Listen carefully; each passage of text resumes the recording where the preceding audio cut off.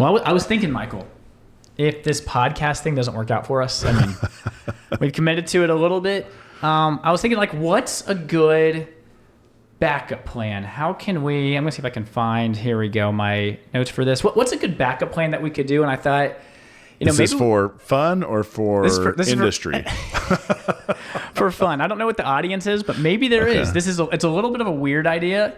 No, I would expect nothing less. Yeah, you're like, what else is new? That's what we've been doing for the last couple of years. This is the guy who's like, hey, let's take one claw off a lobster, throw it back, sell that claw to eat, and then let it grow another claw. I stand by it. I stand by that idea. I was thinking, you guys go out to eat on Sundays a lot. We do. I think we should review restaurants, but with a theological bent. Okay. So I'll give an example. We can workshop this. Like I got this idea from a podcast that I will listen to sometimes. This guy, or he writes columns, or he'll do stuff where he will talk about sports players, but he will do it like with different categories.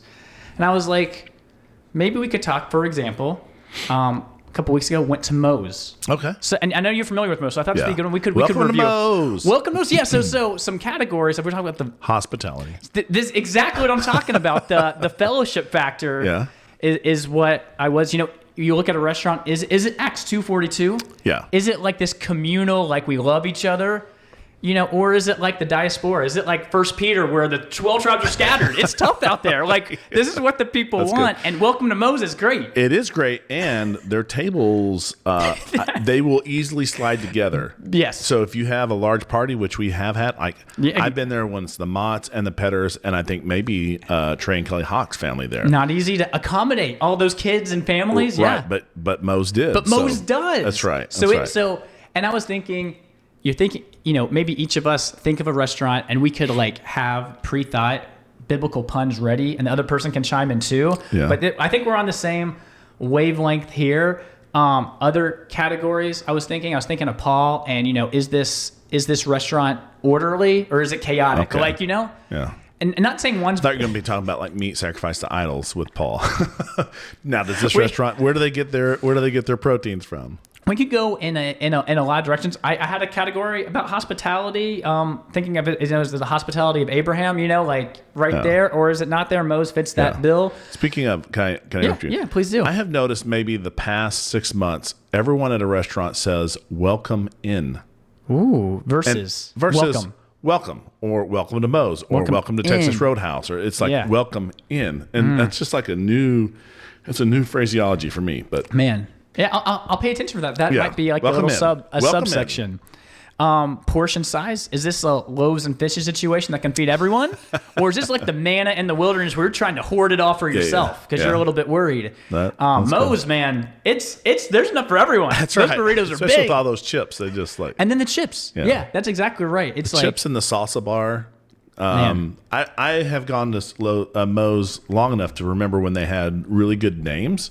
And they also had all of these lookalikes. Do you remember that? I remember the names, I think. So the names of the salsa, like they had one that was Kaiser salsa. Something, yeah. I'm going to forget them now. But they had some cool names for their sauces. But then they also had pictures of like people like a guy who won the Michael Jackson lookalike contest or stuff like that. So they had all these. It looked like, and they would say something good about Moe's, and they would actually attribute to the right. But it looked like Michael Jackson was endorsing Moe's. So I don't know if they got sued for that, but that's great. Another category, it could be if you're a sit down restaurant or not. Was your cup overflowing? What was the refill? What was the drink situation? Moe's again has the machine that has like 800 different options. Yeah. Did they prepare a table for you in the presence of your enemies? That's right. I love it. The Psalm test. But endless refills. My cup truly did overflow. It's great. Yeah. Here's one I came across. I thought this was pretty funny. The sermon length test. Fortunately, Moe's comes quicker than a seeker-sensitive sermon. In 10 minutes, you're getting your stuff. It's not a Puritan John MacArthur sermon where you're waiting for an hour, No. There are some of those, yeah. And then there's another category I was thinking, is this place tithe-worthy? Are you gonna 10% or more. Yeah. Is this, do you feel like they it's one of those places that so anyway, we don't have to use these categories. We can come up with different ones, but I think there's a little bit here we can rate restaurants, Yeah. Is it, maybe is it so bad you're looking forward to the second coming? Better. There you go. The more puns, the better. And then like our final verdict to wrap it up, I'll be like, went to Moe's, give it 4 out of 5 solas. Give it the pretty good, That's good. Yeah, 4 out of 5 solas. And I was like, you guys go at least every Sunday. We go out. I think between the two of us, we can figure out some And I was like, podcast isn't working out. We can cut these aside and just be like, here's our Moe's review, see if we get some stragglers. That'd be good. Yeah. I left a review for some restaurant, and I guess because we thought it was so good. Oh yeah, that's impressive. Chloe was like, I'm going to leave one too, and she saw mine show up, and then she clicked on and she read all my, and then I don't guess my family knew, but I'm like, I guess I'm pretty. I mean, I'm sure there's more up there, but I'm higher than your average because person. You rate a lot of stuff. I rate stuff, and people find it good, and they're laughing at some of the things I said. They're like, "There's all these pictures of our family at places," and I thought you were more. And I'm like, well, if someone wants to find out pictures of our family, I think they can figure it out. Yeah. So what was the good place you went to? I'm gonna forget that. Man, that's what the listeners want. The hot spot. Yeah. You're keeping it all to yourself, so to keep the trappic down, so you can have this place. I'm old, Zach. I'm old. That's fine. I can look it up and then maybe get back to you. It's great. So anyway, Moe's, great experience. Great, very welcoming. Yeah. Large portion sizes. The salsa bar, great. Yeah. Drinks, whatever you want. How can you go wrong? Yeah. Only thing I don't love paying like $20 for a burrito, but everywhere you're going to pay money. Yeah. And you get it cheaper than $20, but it seems like prices were maybe creeping up a little bit pre-COVID, but it's like post-COVID, it's like the prices exploded. You go somewhere like, that was okay. Very expensive. Yeah. Yeah. Phoebe found a nickel on the street. She was like, I want to buy some candy. I was like, I remember at our local grocer, there would just be a box of individual Jolly Ranchers, like 2 for a nickel. Man. And you could just give them a nickel and get maybe it was 3 for a nickel. I don't know. It was incredibly cheap. And I sound like, I sound like, I remember we used to be able to go to a movie and get popcorn for, 50 cents type of thing. But man. Yeah. So those days are gone. Those days are gone. We'll have to factor that into some of these categories. Some of these places we'll come up with some. So if you're listening, you have a good category. I would like to get it to where it's like a well-oiled machine. We have 3 to 4 go-tos. Mm-hmm. Maybe we sprinkle on some bonus ones based on it. But it's give some consistency. And we're not here just to say every restaurant's great. Your restaurant's not great. We'll speak the truth. Yeah, in love, but we'll speak the truth. We love you. We're pointing these things out so you can get better. Yeah, that's good. So anyway, that was my idea. I'm hoping maybe a once a month thing we can roll this out. Yeah. So there you go. All right. We'll preview a little bit. Oh, responding. Yeah. To comments. I'm excited for these. These are so good. Yeah. We had one, and it got a lot of traction, and I think there's more to come back to on that one. Agreed. But we'll let the moral argument settle for a little bit. Yeah, the only thing we did want to say is, like Michael said, I think we want to come back to it. So we're not skipping it with this. We just want to do it service, and we had this kind of already planned. Yeah. You know what I mean? Yeah, because if you listen to that one, our response one, we're going to respond to 2 different ones, and the other one took too long, and so we're like, okay, we'll just cut it off here. But and there have been a lot of, I think 59, 60 comments, which is pretty. Yeah. We're not Mr. Beast, for us, that's amazing. More than one comment is great, and 50. And I was gonna say there's this one guy. I just don't know if I understand. I don't know if I'm on the same page as this Reformed MD. He's a little sus. No, I honestly. Overall, great dialogue, and Reform MD specifically. I know that's. Is it okay to connect names? Is that bad? Okay. Well, he used to have his name, and then he changed it. So maybe he wants to stay incognito. Yeah, but we know who you are. We know who you are, and I would say we appreciate you. Really appreciate you. Very smart, and he's in the medical field, so of course, gotta be smart, right? But not only smart, but good dialogue. Where I honestly reading through it was he is assuming the best in this person. Yeah, he's being very charitable and being patient, even when maybe patience wasn't. It was great dialogue, honestly, all around. I thought so, and I've seen some comment sections go really bad, throwing out ad hominems and stuff like that. And even for the people who disagree with us, we appreciate the dialogue being at a high level where you're dealing with, facts and stuff. Even when you disagree sharply, you can do it in a way that is polite. So we appreciate that. I'm also thinking about getting on there and just being like nanning in a boo-boo, like taking it down a notch because it was so smart and so good, but it was great. So this is part 2 of that original one, taking on a comment. Let's go ahead and take it to the next level.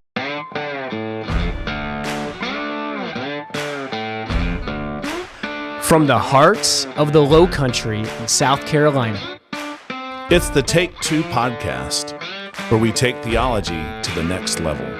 All right, so we had a comment from... great name. Great name, yeah. Is the comment was from... Is this 13 Shadow Wolf? 13 Shadow Wolf. I love the name. I love YouTube names and handles. Shadow Wolf is a cool name. Whenever I'm going to make names, I never know what to make. I just made like a Kobe one. Like I was like Kobe Forever or something, you know? Yeah. And you do show up here, Kobe Forever. Oh yeah, and that was taken. So I had to do Kobe Forever 824. What's 824? Are you serious? Okay. Yeah, I was about to get riled up. But this is great. Love the interaction here. What's the first comment? Oh yeah, so Shadow Wolf, 13 Shadow Wolf says, the fact that modern people still believe in ancient mythology is truly disappointing to witness. The people that wrote the Bible had absolutely no idea what they were talking about. And I appreciate this comment because I think a lot of people are like, okay, Bible written a long time ago, why is it different than everything else from that time frame? We kind of like dismiss that progressivism, like we're better today than we were 50 years ago. That's like common thinking, I believe, right? I think it can go in cycles because most, the Bible was started being written around 1500 BC, completed around 100 AD. And so there's actually a lot of stuff written during that time. That's right. You have Plato writing for Socrates and himself, That's right. Aristotle writing. Plato, Aristotle, like people go back to them frequently. Homer, the Iliad, so there are some great works that people would look back and go, oh, these were some smart people.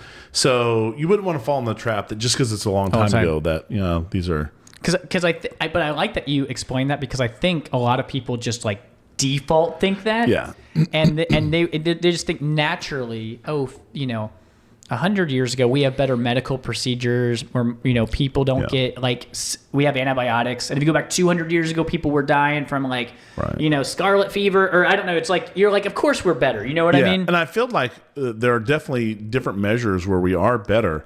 But by some measures, we're not as good. I think we probably always trade stuff off. Like I heard one person going off on probably how dumb the founding fathers were. And I'm like, these people spoke multiple languages. When they were kids. Could translate. They had a very rigorous classical scholastic training.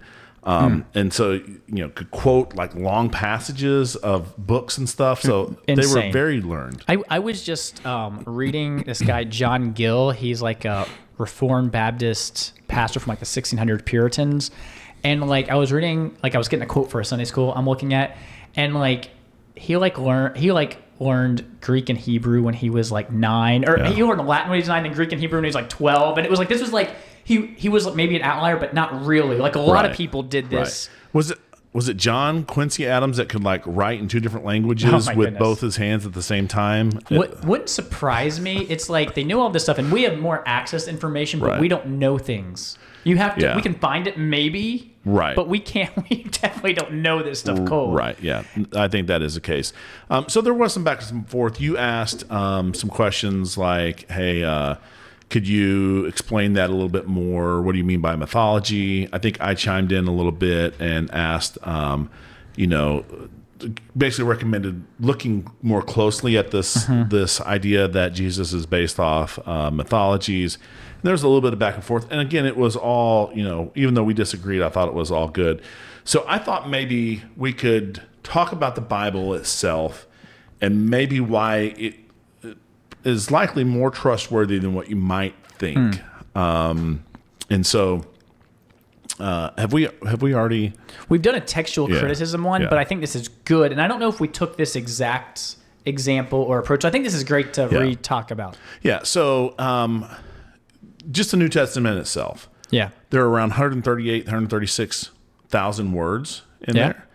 And we have 6,000 original Greek manuscripts, and that's for every book. Some books have more than others. Right. Yeah. And there's 27 different books there. And then on top of that, we have like 14,000 other manuscripts in different languages, like Coptic, Syriac, some Latin stuff. So there's a lot of, even outside the original language, that scholars can use to like, well, what did they think that meant in that language to help them get back at the originals? And then on top of it, I think we talked about a little bit of this claim, but you read like even the not the founding fathers, it's church fathers, and you can like maybe not put together the whole thing, but you can extrapolate large passages based on theirs. That's not a manuscript, but like just from the writing, you can be like, oh, they're quoting this passage or email. Yeah. So there are large sections of the New Testament quoted in their works. Okay, but when the thing is, we have so many manuscripts in there. And this is from here on out, it's all original Greek is what I'm talking about. Yes, there are around 400,000 variants. Whoa. It's that a lot. Sounds bad. It does sound Why bad. are there so many variants? This is bad. It's what it seems like. It does seem bad. But you can start like knocking away those 380,000 of those approximately. These are broad strokes. Are spelling changes or word order, like Jesus Christ versus Christ Jesus. Right. Or in sometimes you would put an article in front of someone's name. So James or the James.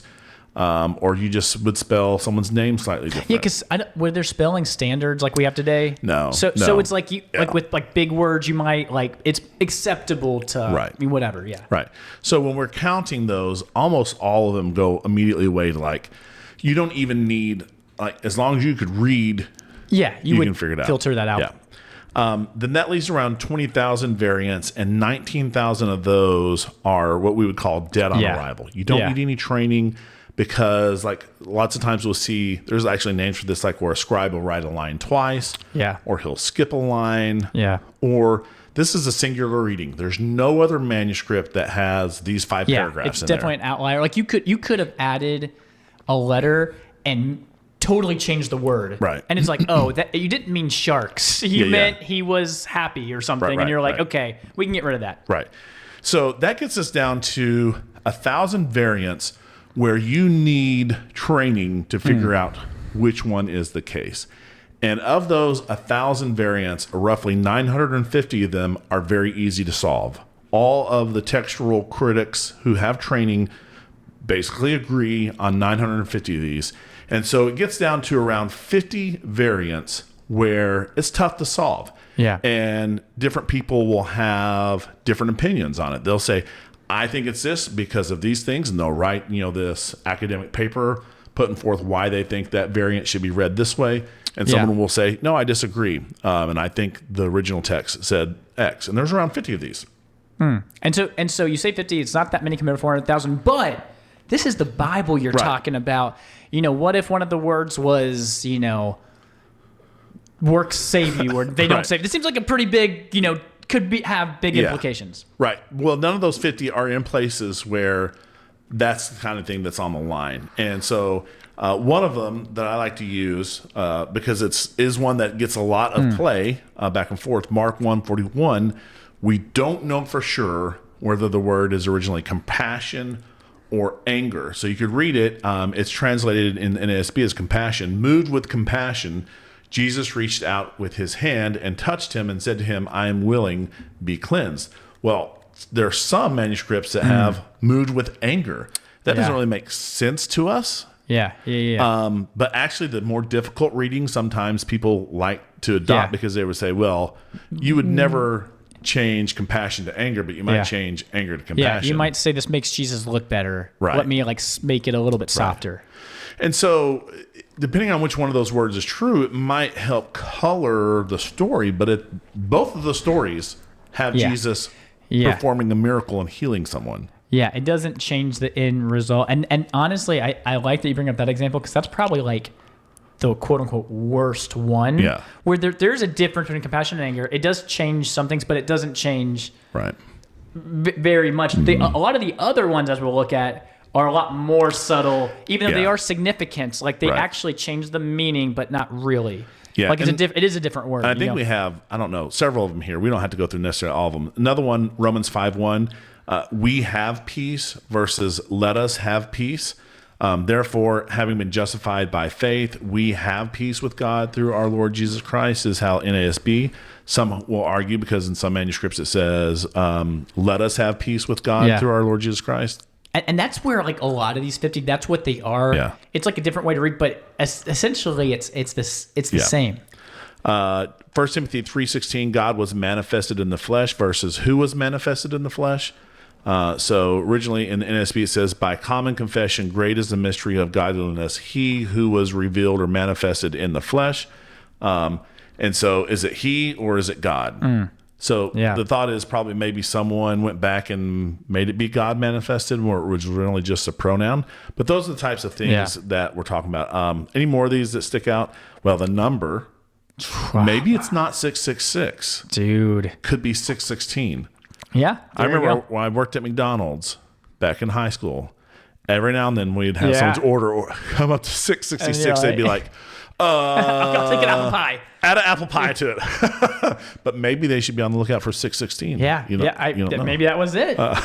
So those are the level of variance. Now, just because basically what this is arguing is we can get back to the originals of what these people wrote with certainty, better than any other historic document.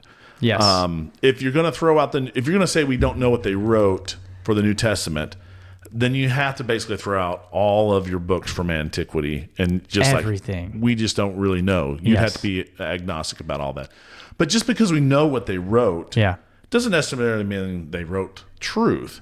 Yes. And so there are other tests. Like if you were to look at, I don't even know if we have this in our notes, but like if you were to look at Luke and what he wrote in Acts and all the details that he got right. Yeah. And like he got stuff right that historians for a long time thought was wrong. And they'd be like, this is why it's, that's funny. And then they find stuff that's like, oh no, I think it was the name proconsul for the leaders in Philippi. Oh, and they're like, this is not a thing we do. I think there's something similar with like, they're like, oh, actually Jericho, there's no history of this place here. And then it's like in the 90s, archaeologists were like, oh, actually this makes a lot of sense. And there's like tens and hundreds, like there's like more than one of these kind of examples. And Luke wrote the book of Acts and Luke. And so, if Luke's trustworthy in Acts, trustworthy in, Luke, and it's easy for us maybe in this mindset today to go, oh, he could have looked it up. Like you can't look in that. Oh yeah. You're not looking those kind of details it's up. Easier to falsify something in the fact that you'd be like, oh, who's gonna know? Like you could technically be like, I'm gonna write about this thing in Africa. Like who's gonna fact check me on that? And then 20 years later, people could fact check you on that. But it seems like they're turning right. You know what I mean? Yeah. So Luke has been found to be very like everything he checks out. John's gospel, he doesn't have a lot of travel stuff in there, but he has like a lot of stuff that's local to Judea. And, even the stuff like all the descriptors of we went up here, we went down here. That's not north and south. That's normally elevation. So all of it reads like history. So most New Testament historians, and I'm talking about things that we would consider conservative and non-conservative, they treat the New Testament as reliable history. There's a large swath that reject the miracles, right? Because that doesn't fit their worldview. But then they have to give a reason why they would reject the miracles that they find in there. But they find it to be historically reliable. Even those who would put themselves in not believing, the Christianity part of the books. I will say this too. There's no other book that's been like torn apart or about. It's not like people going through Homer's Odyssey and like looking for every like if you put that same attention on any other book, that's what's impressive about it, is that's been studied for so many years by people of all different walks of life. And it's like if you're trying to poke holes, it's just like up for grabs. You know what I mean? Yeah. And there have been one of the comments on the other video we did was it basically seemed, I'm going to summarize, I'm not going to quote it, but basically the thing is, for your audience, they already believe And so what's the purpose of apologetics?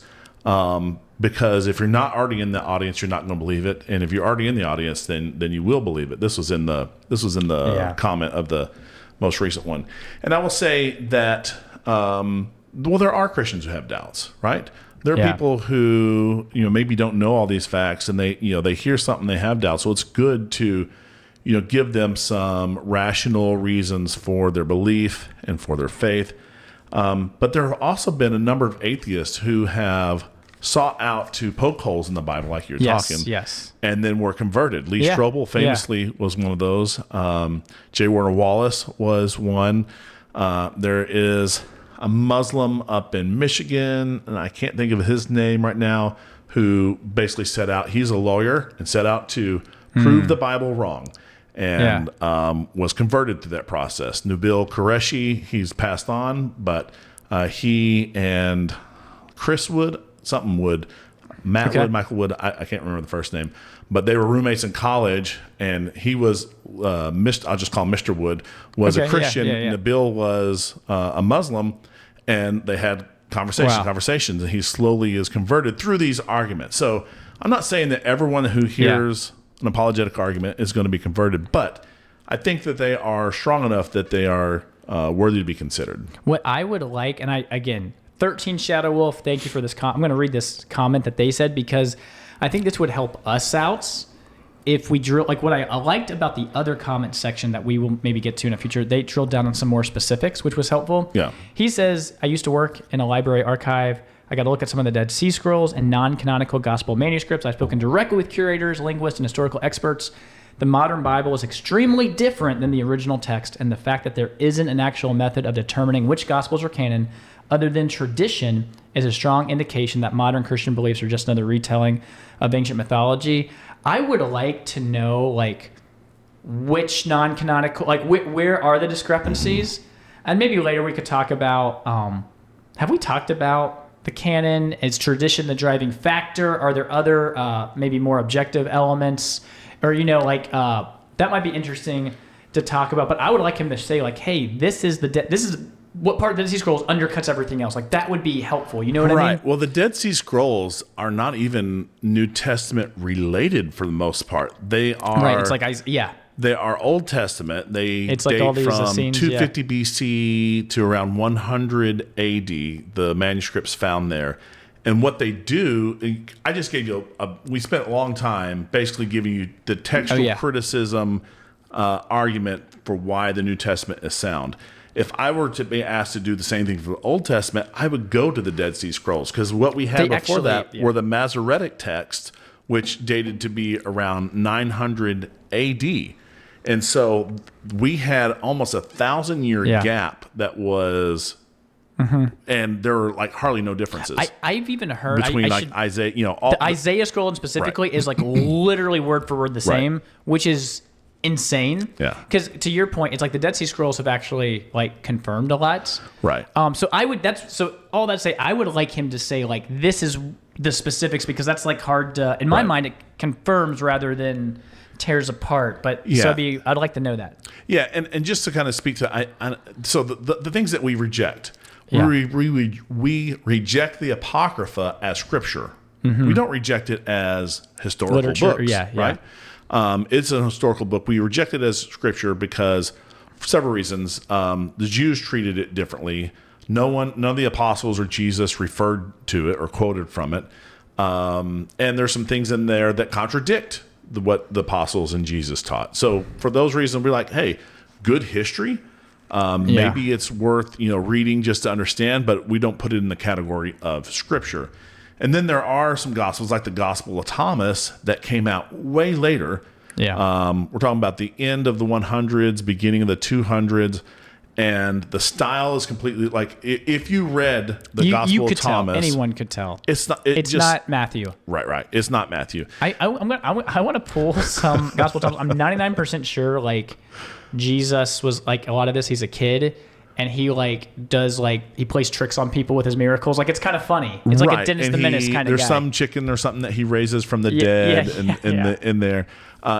There's a lot, and read Michael Kruger's book. I don't remember the name of it. It's something like How We Got to the Canon. Yeah. Oh, the best. But he goes through, basically by the end of the 100s, people had known these are the writings of Paul. These are the writings of Peter. These are the writings of John. And so there was a community agreement. Were there some outliers? Sure. Like they debated Hebrews. Yeah. They debated James. But you could toss Hebrews and James out, and you would lose some of the color and some of the details, but you're not losing the core of the message of the New Testament. I love it. So 13 Shadow Wolf, I hope that was helpful. I would have loved. I think that would give good content too to like look at, because maybe he is thinking of one of these Gnostic Gospels or something like that. Yeah. He's saying this is different, and we would probably agree that these are different. It doesn't undercut because we would separate from them. And then the other thing I do want to he mentioned like copying myths. Oh yeah, he did. Yeah. And so Reformed Lutheran satire. Oh, nice. I think it's just Lutheran satire. Yeah. Has this great video that does it kind of through satire, so it's going to be a little pokey funny. Yeah. But if maybe we can link it. Oh, but he kind of goes through all these different myths and kind of shows how they don't fit. This was the internet craze. There's a guy I worked with who grew up as a Mormon. Okay. Rejected Mormonism, and kind of in that rejected all faith. Like, I got fooled once, I'm not going to get fooled again. And he made this passing comment to me one time. And he was like, well, how all the 12 disciples, like that was Osiris and stuff like that. And I was like, Don, you're a smart guy. Go look into this, and you will find it is not like that Zeitgeist movie that came out. Yeah. And everything that quoted it afterwards, that is not sound. And to his credit, he did. And he came back. He's like, you know what? You are totally right. I just accepted what I heard. But you can read this stuff. Like we said, there's a difference between the real and the Gnostics. You read Luke's introduction. It's not like Once Upon a Time fairy tale. Right. That's right. And the introduction to John, in the beginning, as much as we saw, we held, we saw these things. I'm telling you this so you can believe. Yeah. It's rooted in history. No, that's great. What other things do we want to hit on this? Yeah, so maybe we could just go through some of these on, the copycat Messiah. Okay, let's do it. So the claim is that Jesus is a remix of older, dying, rising these God things myths. are like baked into every civilization had these kind of things. Mithras, Dionysus, Osiris, Horus, Attis, Krishna, Isis. There was an internet video called The Zeitgeist I already alluded to. And one of the things that Zeitgeist says, Horus was born on December 25th of the Virgin Isis, Mary, crucified, buried for 3 days, and thus resurrected. You're like, whoa. Yeah. Oh, wow. All those things. Other gods are cited, all allegedly with virgin births, December 25th birthdays, miracles, death, and resurrection. Dan Brown's Da Vinci Code quotes it, saying nothing in Christianity is original. The problem are that the facts of what we just covered are often false. Yeah, that's a big part of these arguments. Facts are important. Osiris never resurrected bodily. Egyptian religion had no concept of resurrection. Horus was not born of a virgin. In fact, he never dies. Jesus' birthday, December 25th, is not even biblical. That was chosen later. Right, so we did a whole episode on 25th. How it might, there's the small chance of some stuff that could be. Mithras emerged from a rock. He wasn't virgin born. No death, no resurrection, no disciples. Attis, no evidence of her bodily resurrection. Dionysus, no virgin birth. Krishna, mother had 7 previous children. So you're saying not a virgin birth either. Not a virgin birth. There's 7 previous. Okay, just checking. And then the ones that are the closest to, so they're like, if you look into Mithras, there's a lot that does parallel Jesus. Yeah. The problem is those details come out after Jesus which would is on the scene. give credence. They're the ones that are copycats. Right. So Mithras is mentioned before Jesus, but not in any detail. And the sources that give detail to Mithras and have these parallels to Jesus come out after him. So Mithras appears in Rome only late 1st century AD. Bull sacrifice element didn't come around until 2nd century. Resurrection of Adonis, 2nd to 4th century. The birth of Zoroaster, 9th century. So all these things, even if somewhere before, like the addition to all these things, it just keeps growing. Yeah. But it's adding afterwards. I see. So my friend and mentor, Greg Kokel, he has an article on this that we'll link called "Jesus Just a Recycled Redeemer," where he goes through all of these facts in more detail. So we're going by pretty fast. Here's the problem. Let's say that all these claims are true. Yep. Yeah. Let's say that Osiris did have all those things. Mm-hmm. You still have to judge Jesus based on the facts that support the claims for him. So just because you could say Osiris had all these similarities doesn't mean you can say, well, then Jesus must be false. You've had to first prove that the claims of Jesus are false based on their own merits before you throw it out and say, oh, we know where these came from.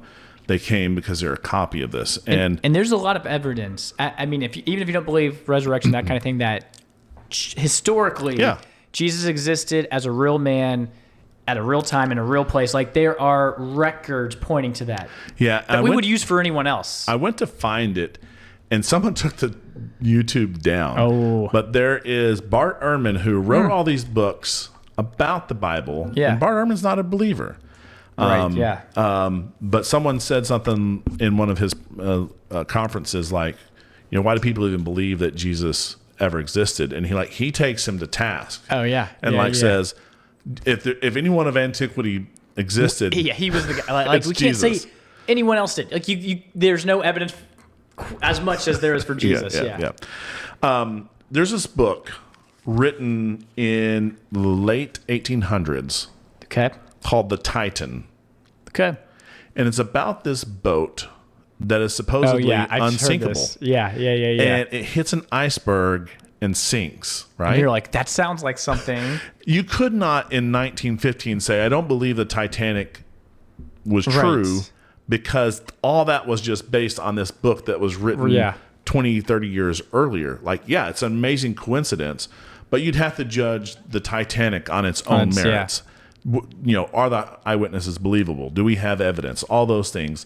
And so that's what I'm saying. Even if there are these similarities, you can't just reject them out of hand. You got to judge Jesus based on his evidence and come to some type of conclusion. No, I like that. To the going back to point, Jesus, real man, real place and time. When you contrast that with some of these pagan gods, it seems like things came with the seasons. Like there was this cultic rituals maybe, and it's like, hey, it's the springtime, whatever, versus this one-time historical, studied events. And Jesus was very unique. It wasn't like one of these pagan gods that you're trying to satisfy. It's like one time vicarious sacrifice for sin in a very special, unique way. Yeah, and if you are interested in digging into it, look into J. Warner Wallace's Person of Interest, because he details how the life of Jesus and the impact he had on his followers and those who had come to know him and his teaching, how it changed all of history in almost every sector: healthcare, education, arts, writing, reading, all of these impacts that happened because of who Jesus is, and those didn't happen with those other myths. So very, very different. And I like that even people like true historians will go to task for that, even if they no other person has as many songs written about him, and good or bad, that talk about who Jesus was and through history. Pretty incredible. It's crazy, man. Well, anything else you got? No, obviously one of the comments we have is give us the specifics. So if you got specifics are great. That helps us because then we just go back and forth saying, like, we think the Bible's true, and they'll be like, I heard it's not, and you're like, well, I know it's true, and it's not helpful. Yeah. So if there is some inconsistency or contradiction that you are aware of, give it to us, and that would be awesome. We dive into it and kind of show how it's can be ironed out. So. I love it, and to that end, maybe next month, one of these days, we're going to dive back into that thread. The moral argument one. And get back on the moral argument. So that is great. I like these. These are good. thanks for and you should just do someone should just do a silly comment just to throw it off a little bit, Yeah.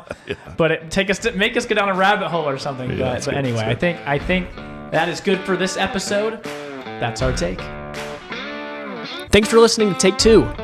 Find us wherever you find podcasts and on YouTube for those who want to watch our videocast.